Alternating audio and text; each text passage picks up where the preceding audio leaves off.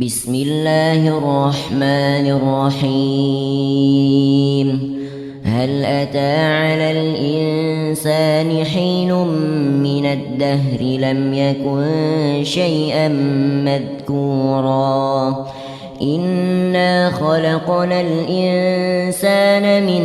نطفة أمشاج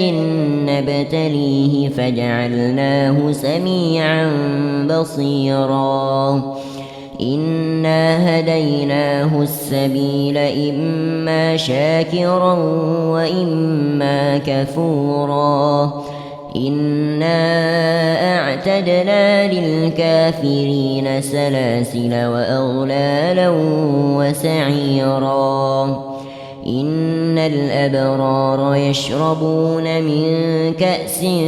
كان مزاجها كافورا عينا يشرب بها عباد الله يفجرونها تفجيرا يوفون بالنذر ويخافون يوما كان شره مستطيرا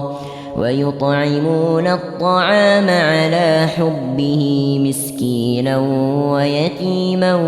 وأسيرا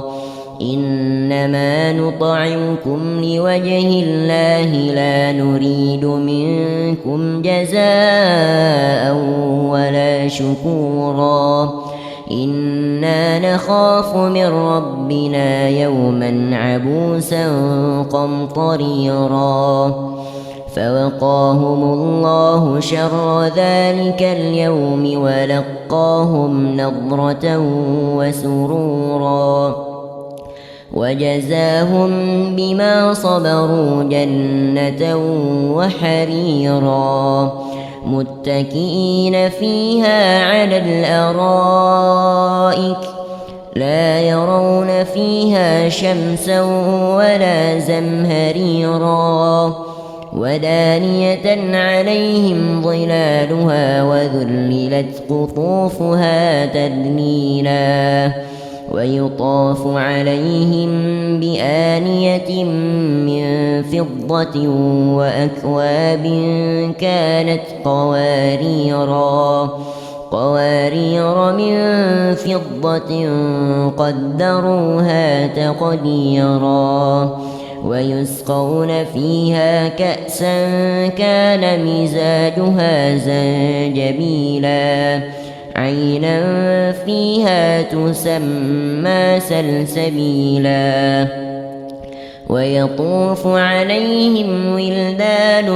مخلدون إذا رأيتهم حسبتهم لؤلؤا منثورا وإذا رأيت ثم رأيت نعيما وملكا كبيرا عاليهم ثياب سندس خضر واستبرق وحلوا أساور من فضة وسقاهم ربهم شرابا طهورا إن هذا كان لكم جزاء وكان سعيكم مشكورا إنا نحن نزلنا عليك القرآن تنزيلا فاصبر لحكم ربك ولا تطع منهم آثما أو كفورا واذكر اسم ربك بكرة وأصيلا ومن الليل فاسجد له وسبحه ليلا طويلا